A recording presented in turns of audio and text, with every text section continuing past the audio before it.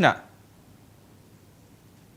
నాకెవరండి అవకాశం? ఆయన సురేష్ గారు చాలా మాట్లాడారు, నేను మాట్లాడొద్దా?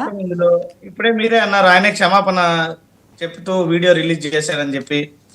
దీన్ని దయచేసి ఇప్పుడు ఒక డిబేట్ లో ఉన్నప్పుడు ఎవరి మనోభావాలు, ఎవరి వ్యక్తిగత అభిప్రాయాలు, ఎవరి సమాచారం, ఎవరి విషయ పరిజ్ఞానం వాళ్ళు మాట్లాడేది పక్కన వాళ్ళు ఊహించలేదు. ఇప్పుడు ఉన్న పలంగా మన మహిళా రైతు మేడం గారు పక్కన నోరు జారడం జరిగింది. ఆవిడ ఆవేశంలో మాట్లాడారో, బాధతో మాట్లాడారో, లేదా ఇంకొకటో తీసుకొని. ఒక నిమిషం వర్మ గారు నేను ఆ విషయాన్ని ఖండించాం, వద్దంటున్నాం మేము.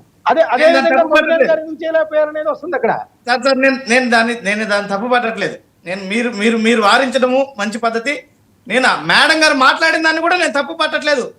ఆవిడ ఆవేశము లేదంటే ఆవిడ కలిగినటువంటి బాధ తాలూకా ఆవిడ వ్యక్తపరిచిన పరిస్థితి ఆ రకంగానే అక్కడ జరిగేటువంటి సందర్భంలో మనం జరిగేటువంటి ఊహించలేము.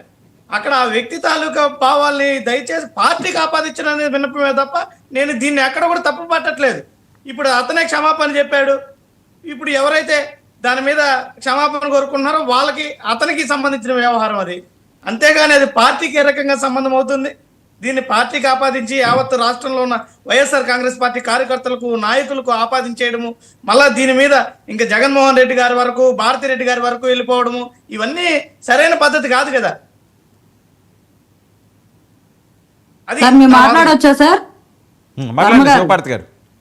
మాట్లాడొచ్చా? నేను మాట్లాడండి. ఇప్పుడు ఆయన సురేష్ గారు మా పార్టీకి సంబంధం లేదు, పార్టీ సిఇఓ. ఒక నిమిషం సార్, నన్ను మాట్లాడండి. ఆ పార్టీ ఏదైతే ఆ ఛానల్ ఉందో ఆ ఛానల్ సిఇఓ భారతీ రెడ్డి గారు, ఆయన కొమ్మినేని సాంబశివరావు అనే వ్యక్తిని జగన్మోహన్ రెడ్డి గారు ప్రభుత్వ సలహాదారుగా గతంలో నియమించారు. ఓకే, వాళ్ళ మనిషి కాకపోతే ఆయన గవర్నమెంట్ లో సలహాదారుడుగా ఎందుకు పనిచేశాడు?